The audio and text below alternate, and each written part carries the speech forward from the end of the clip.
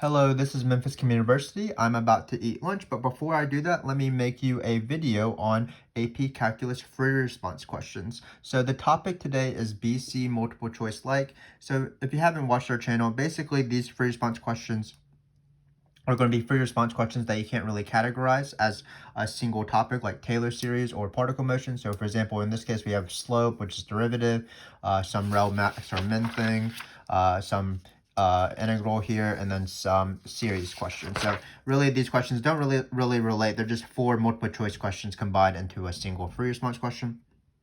But like those other playlists, we do go from difficulty 1 up through difficulty 10 in these sort of miscellaneous questions. So we start off with sort of easier versions of questions, and then we go up to pretty hard questions that are have been seen on the AP exam.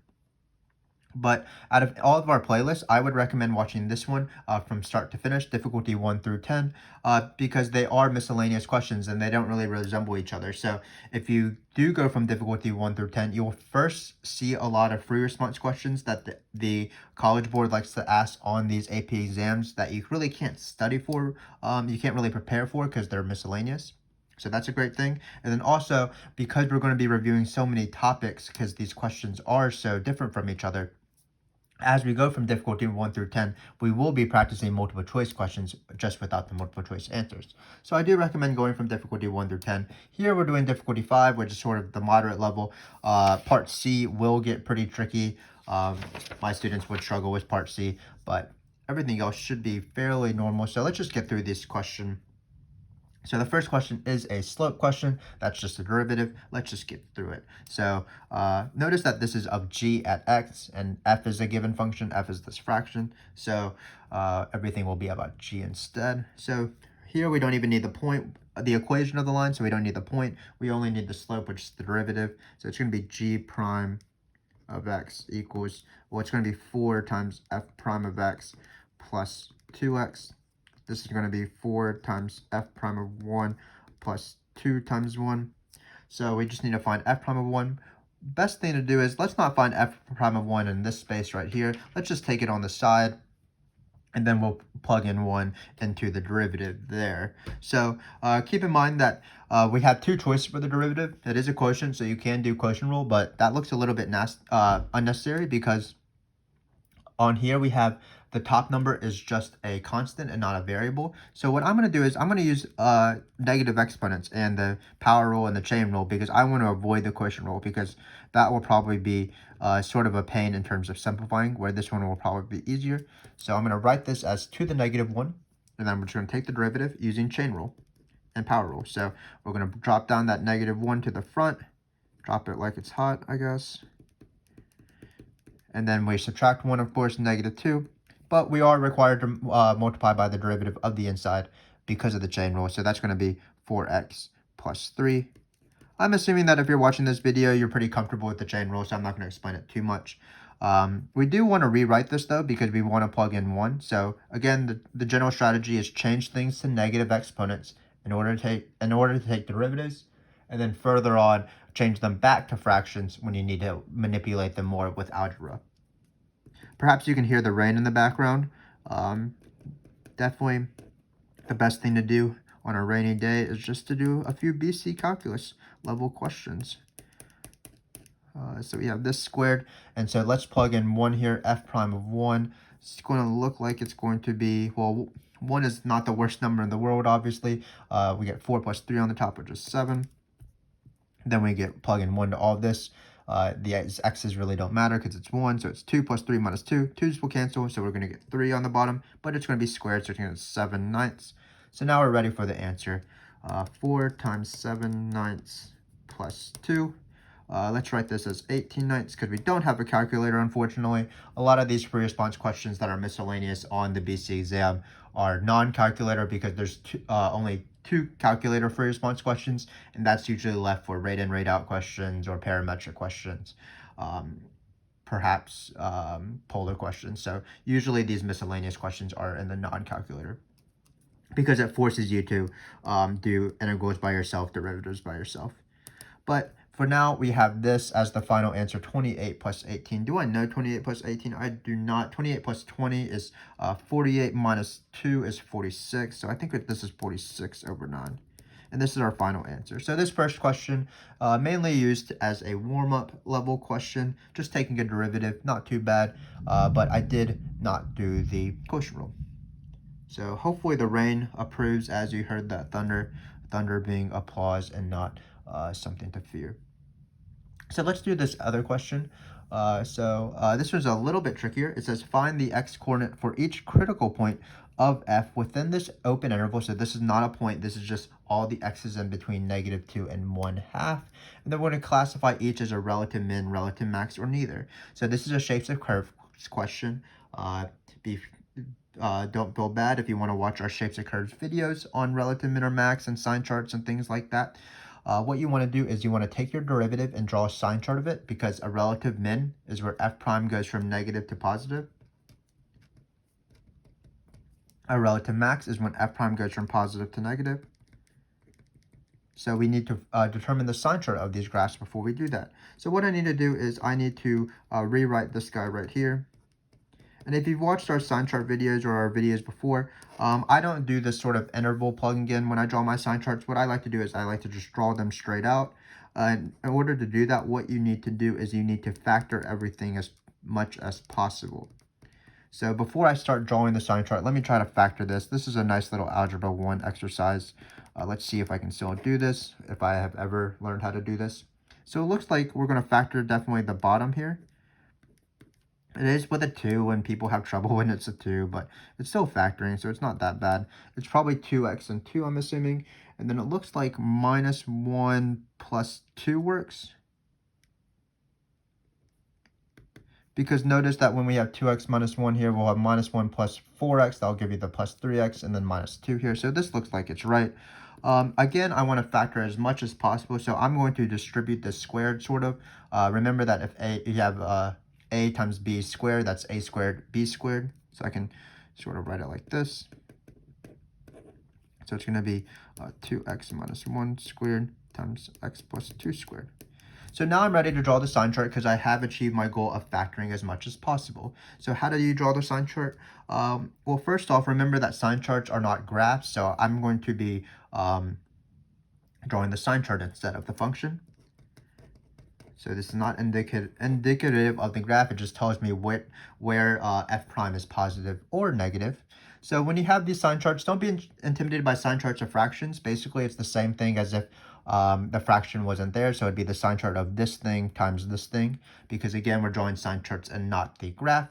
What you want to do, if you've checked out our sine chart video, is to answer 2 questions. Is this function even or odd?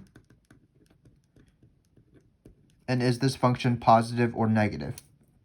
So in order to do so, what you do is you first count the x's. And when you count the x's, anything squared that counts as 2 x's. So in this case, we'll have 1x from the top, 2, 3, 4, 5. So that's an odd number because we have 5 basically. Now we have to determine whether we want positive or negative. Well, that's an easy thing, especially, again, if you factor it as much as possible. That's just dependent on this. Well, there's a negative here, so it's going to be negative. So what we want to think about is the end behavior of something that is odd and negative. That's something that looks like a negative cubic function. So, for example, it looks generally something like this. If you want to think about that, the easiest example is actually a line, a negative slope line. It goes like this. So basically what we're going to do is we're going to start from over here and over here. So first off, what you do is you plot your zeros. You do need them in the right order. And because we have a sine chart of fraction that was factorable, we're just going to plot every single zero. So it looks like we have -3/4, 1/2, and -2. Just put them in order though. So -2 goes first. Then it'll be -3/4. I set 4x plus 3 to be equal to 0 and solved. Then the last one is 1/2. So hopefully I'm going to start here, do some sort of zero behavior, and end here. That's my hope. And what you do is as you go towards one of these zeros, you either bounce or you go through based off the power it represents. So here, when we go to x is equal to -2, I have to decide, do I want to go through this point or do I want to bounce at this point? We are looking at this guy right here. This is the factor that corresponds with the 0, -2. Sounds like it's raining a little bit harder, but let's keep going. So notice that this is a 2, so it'll bounce here because the factor it represents will bounce there. Then we go to -3/4. We have to decide, do we want to go through or bounce? But it looks like this is to the 1, so that's going to go through. Looks like the rain approves of us. Finally, we have 1/2, so we have to decide whether we want to bounce or go through, but this is a squared, so as we come to this, it will bounce. And notice we end up where we wanted to end up. We wanted to start here and here, so it seems like we did it right. This is how you draw sine charts. I don't do this plugging in a point in the middle because I feel like I would mess that up maybe 95% of times because I don't want to be dealing with these fractions and things like that. So this is the answer. This is the sine chart actually, so we're ready for the answer. So it says find the critical points between -2 and 1/2. That's when the derivative equals 0. So that's basically this 0 right here. So the critical point is x is equal to -3/4. Now we have to categorize it as either a relative max or min. But once you draw the sine chart, that should be pretty easy. This goes from positive, f prime goes from positive to negative here. So that's going to be a rel max. And then we're done with the question. So let me write out the answer. F has a rel, let's write out relative. Let's not be lazy. And let's write out maximum. At x is equal to -3/4. The rain is getting a little harder, but we are done with this part of the frick. So f has a relative max at -3/4. Remember to justify, and remember that all of your justifications should have f prime. It should refer to f prime because that's the rule. For example, if we had f is increasing, we would have f prime is positive. If we did a question where the rule involved f double prime, we would want to refer to f double prime. So for example, f is concave up when f double prime is positive. But here we're doing relative max, and here the justification is positive, negative. So we would just say because f prime goes from positive to negative. And that is the answer. So this is how you do relative max or min questions. What you want to do is draw the sine chart. Don't be intimidated when you're drawing these sine charts of fractions. Just factor everything as much as possible. That is definitely the key step. Answer these 2 questions about even or odd, positive or negative, and then you draw the sine chart. So just as a reminder, even and positive looks like a parabola, so we'll start here and at the top as well. Even negative would start at the bottom and at the bottom. It's like an upside down parabola. Odd positive starts at the bottom left and then goes up like a positive slope line. And then negative odd was this example right here. And then for 0 behavior, you look at the powers of each one. And that's how you draw sine charts. Again, if you want to, you can check out our videos. I think Shapes of Curves actually is our longest playlist because it has so many different topics. The first one being how to draw sine charts. But we're actually here for number C. These 2 previous questions were AB level, relative min or max, and derivatives are on the AB exam. But certainly not on the AB exam is this integral right here. It is an improper integral, and also it is a pretty difficult integral. This is going to be by far the hardest part of the free response question. So let's go a little bit slow. Let's take our time. Looks like I can't go outside right now because it's raining. So let's just do this. So first off, you have to determine how to do this integral. If you are taking the BC exam, what I would caution you about is that anytime you take an integral, especially on the free response question, just be wary that you might have to do either integration by parts or integration by partial fractions, because those are the 2 integration method topics that are on the BC exam exclusively. So this is actually going to be integration by partial fractions. You might think it's u sub potentially, but once you let your u be this, there's nothing to substitute in for du, so you'll get stuck immediately. That's perfectly fine. Anytime you do integrals, you should be wary that you might mess up, but messing up is actually a good thing because it tells you what's more likely to be right. But in this case, we're going to do partial fractions, and we're going to do it on the side here. So we're going to try to integrate without the numbers first. 1 over 2x squared plus 3x minus 2. So I'm going to run how to do partial fractions here because, again, it is like a 50% chance that it's on the AP exam, with the other 50% chance being integration by parts. And when it is on the AP exam, because it's such a lengthy process, it's usually quite a significant part of the free response question. Looks like it's raining harder, so let's keep going. So how to do this again is you need to first factor 2x squared plus 3x minus 2. Let's do that on the bottom here. So we actually factored it earlier on. It's going to be 2x minus 1 times x plus 2. And what you do is you write this a and b thing, and you're going to put one factor on the bottom of here and one factor on the bottom of here. Basically, what we want to do is we want to split up this fraction to be two separate, easier integrals. But we can't split up denominators willy-nilly, if that's the right phrase. So what we have to do is we have to do this entire process. So what I do is I cross multiply the ax plus 2 and the b times 2x. Sorry, I cross multiply this a times x plus 2 and b times 2x minus 1. And then what we're going to do is we're going to set the numerators of these two fractions to be equal, because in order to combine these fractions, you would have to use a common denominator, and this would be the common denominator. So what I do is I multiply a times x plus 2, and then I have b times 2x minus 1, and then I'm going to set it equal to 1 because that's the numerator on the right side. So now I don't have to look at the integral for a little while. I need to solve for a and b. So once you have this, what we're going to do is we're going to establish a system of equations so that we can find a and b, which will be constants. So what I do is I have an x equation, and then I have a constant equation.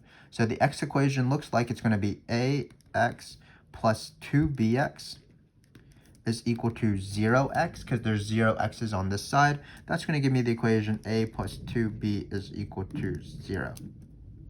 Finally, I'm going to do the same thing for this side as well, the constant side. So it looks like, remember that a and b are constants, so we're going to have 1 on the constant side for the left side, and then it looks like we're going to have 2a minus b if you distribute this b. Again, we do have videos on partial fractions. We have videos on most topics. Hopefully by the time you watch this, eventually we're trying to upload as many videos as possible. So now, again, this is the x equation. This is the constant equation. We have two equations, two unknowns. Let's use our Algebra 1 skills to solve for these two guys. So in this case, usually substitution and elimination are around the same level. I'm going to multiply this by 2 and then add the equations, because then I can easily eliminate that b over there. And I don't like that b. So when you add these two together, it looks like you're going to get 2 is equal to 5a. That forces a to be 2/5. Great. And now we're going to plug in a into this to find our b. Even if we don't like him, we still have to find him. So it looks like we're going to get 2/5 negative is equal to 2b. That's going to give us b is equal to negative 1/5. So all of this work was to find a and b, and we have successfully achieved our mission. It looks like it's going to be the integral of 2/5 and the integral with negative 1/5. But here, I think it's time to involve this guy right here, the improper part. So let's do that. So here, hopefully in this space, I have enough space to do this integral actually, using the information we already found. So what I'm going to do is I'm going to write this integral out.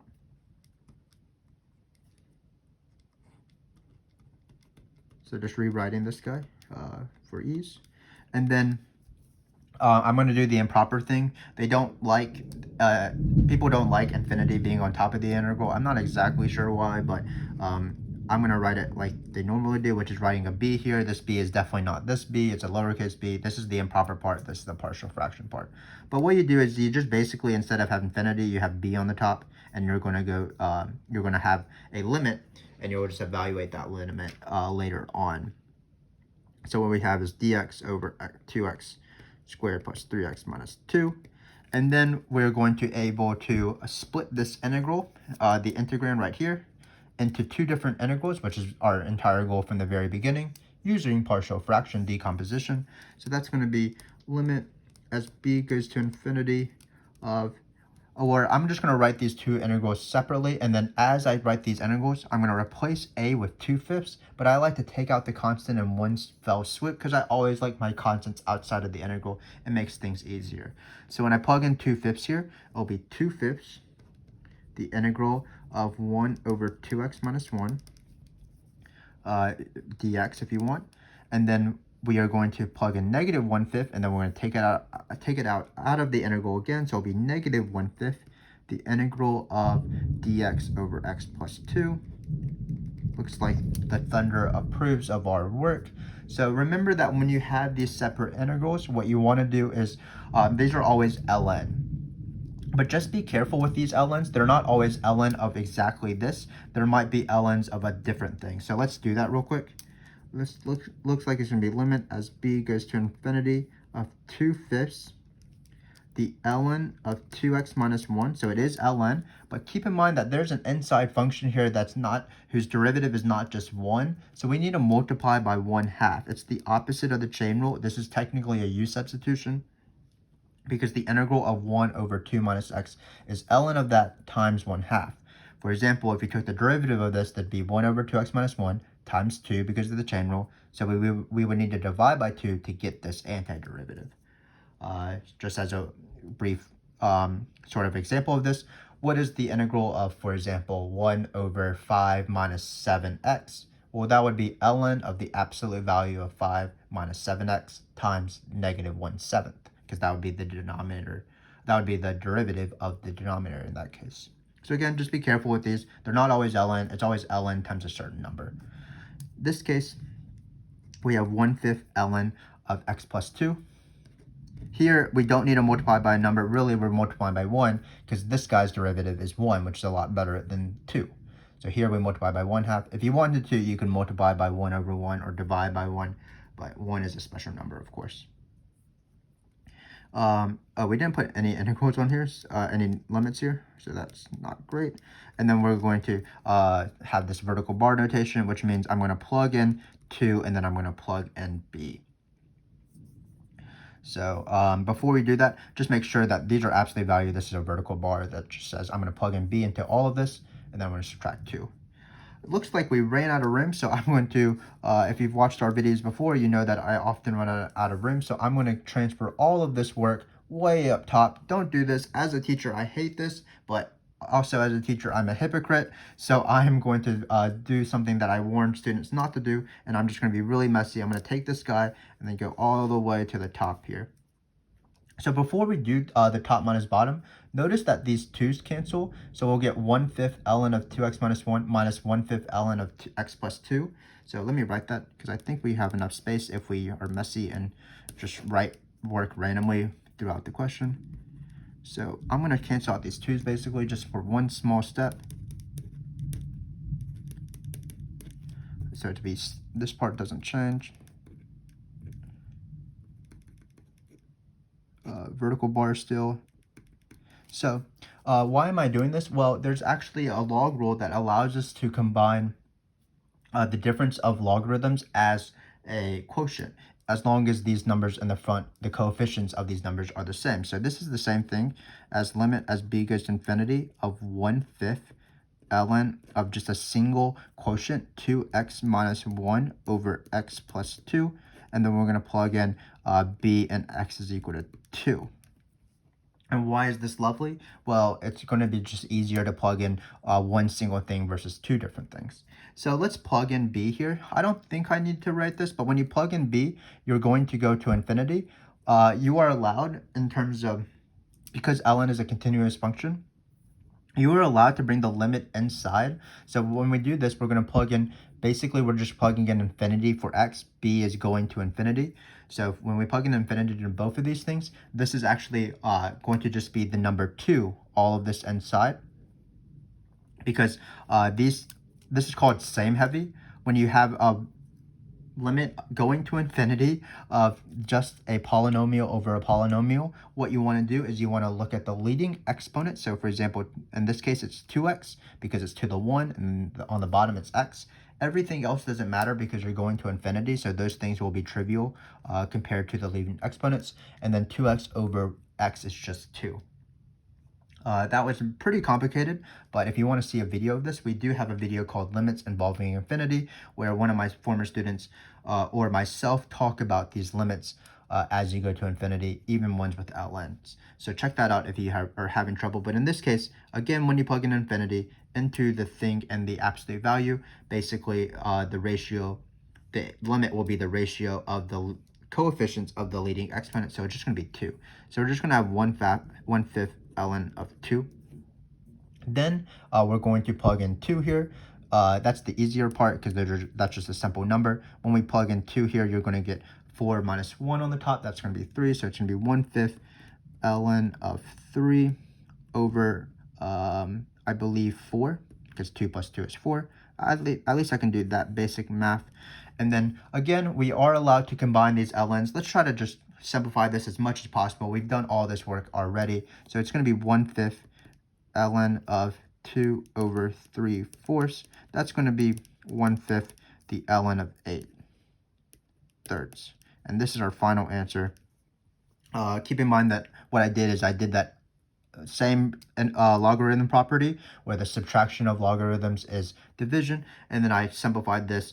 Remember that 2 divided by 3/4 is the same thing as 2 times 4/3, and we got our answer. So this was a pretty involved question, as you can imagine. Actually, the AP exam that I based this off of actually started basically at this step right here, but I wanted to show you partial fractions because it can appear on the AP exam. So let's repeat what we did.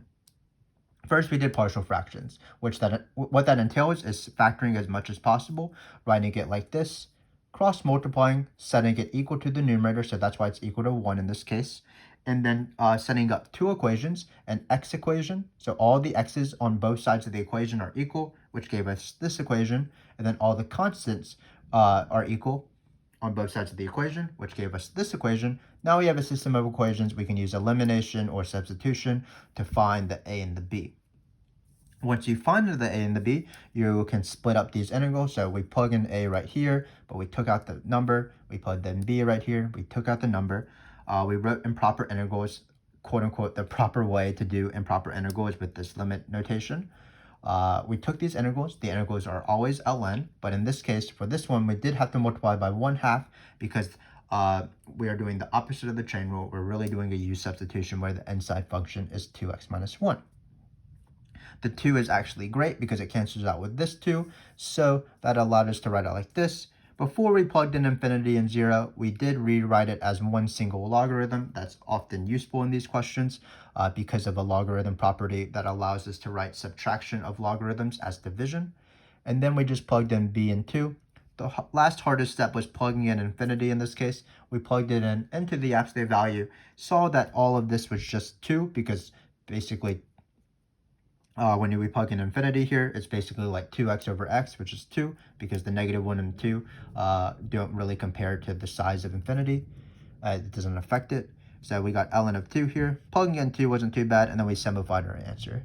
So this is just how partial fractions work, and unfortunately it was paired with improper integrals, but I think we were able to manage quite nicely given the circumstances. So that is partial fractions. What I would encourage you is at least to know the partial fraction process, even if you can't do the actual integral or find the correct integral in the end. But again, it's not too bad if you know log properties. But the actual partial fraction part where you're taking the antiderivative of these fractions isn't too bad. If you keep practicing a bunch, you will be able to get it. Just be wary again that the integrals will always be ln, but it might be ln times a constant. But that's enough talk for now. Let's do this last question, a nice little series question to end this video. It says, determine whether the series integral, this series converges or diverges. Justify your answer. So there's a reason why this question is after question C, because we just did the integral of this thing. So there is a series test. This should be 2, by the way. Let's make this 2 so that it matches this 2.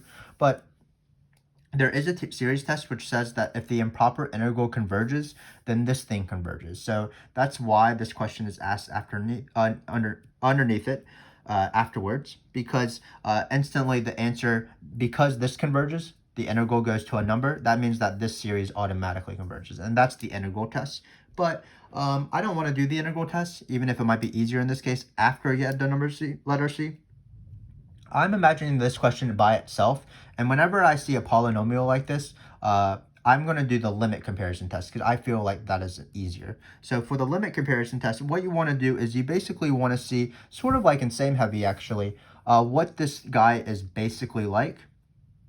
So if you cover up anything that's not the leading exponent, notice this guy is basically like 1 over 2n squared. So when we do the limit comparison test, that's going to be my choice for the series. If you want, you can even do 1 over n squared. So let's review the limit comparison test. So what you say is you let bn be equal to 1 over n squared. Here the an is going to be 1 over 2n squared plus 3n minus 2.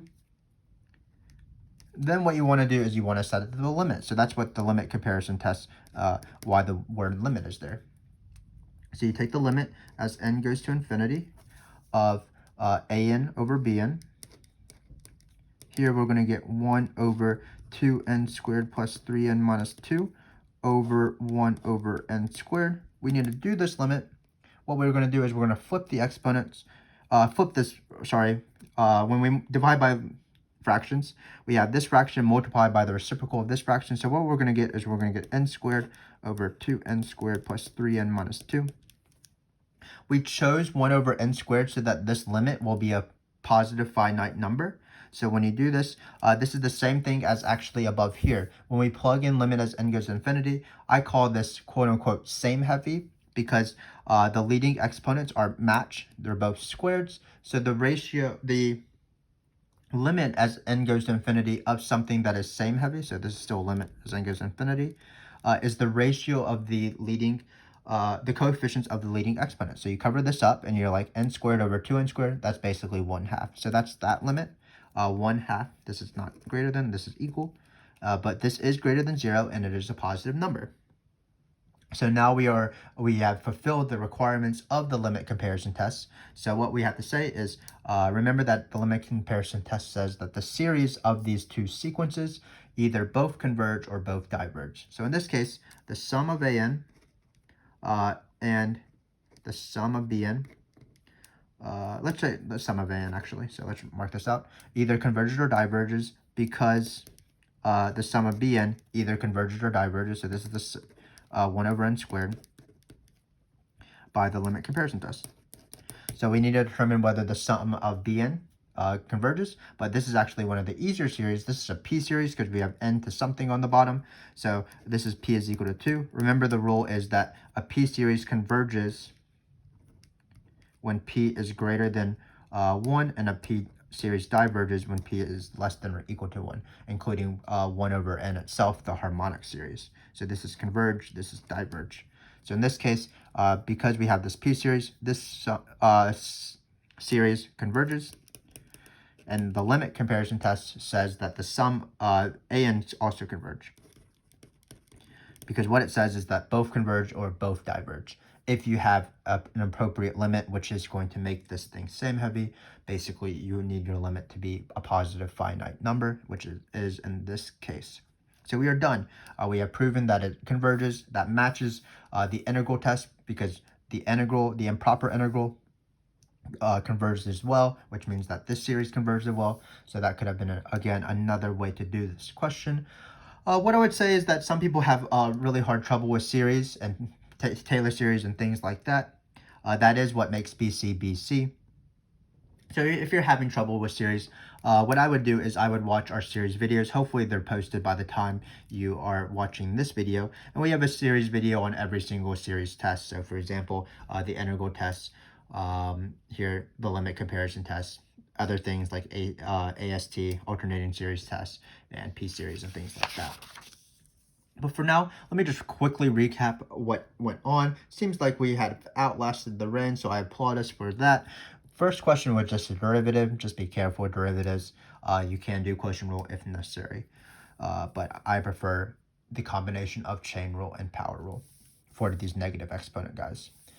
Next thing, we're just drawing sine charts. Again, AB level topic. Just draw your sine charts carefully. Watch our videos on sine charts if necessary. The most important thing is to factor as much as possible. Then, once you have drawn the sine chart correctly, just answer the relative min or max rule, or increasing or concave over down, or inflection points using the rule. So in this case, a relative max is when it goes from f prime goes from positive to negative, so it was a relative max at this point. C was the beast of this video. It was an improper integral with partial fractions. The partial fractions wasn't too bad. It was setting up these sort of equations by setting an x equation and a constant equation and solving. The integrals themselves, not too terrible as well. It is always ln. You do need to be careful with these derivatives of inside functions that are not just 1. And then actually finding the limit once you've established all of that was a little bit difficult, but logarithm properties did help us out. Finally, we had a pretty basic limit of comparison tests. I like to do limit comparison tests for anything of a polynomial over a polynomial that has the potential to converge or diverge, so anything that's not diverged by the divergence test. So when you have a limit comparison test, what you want to do is just look at the leading exponent and let that be your choice for Bn. Actually evaluate the limit if you're on a free response question. If you choose the right Bn, it should be a positive number. And then you either say they both converge or diverge based off your choice of Bn. So for your Bn, if it's a p-series, just see what the p is. P being greater than 1 means that it converges, so in this case it converges. And then p being less than 1 makes it diverge. So for example, if you covered up this 2n squared and you just had 1 over 3n minus 2, then your Bn would be 1 over n, because that's going to be the new leading exponent. You'll get a limit similar to this of 1/3. Then you would actually say that they both diverge, because 1 over n is the harmonic series, which diverges as the most famous p-series. But hopefully you were able to gain something out of this. It did cover quite a variety of topics: derivatives, shapes of curves, series, and integrals, really the 4 big topics of the BC exam. Continue with us with our series. We do enjoy hanging out with you.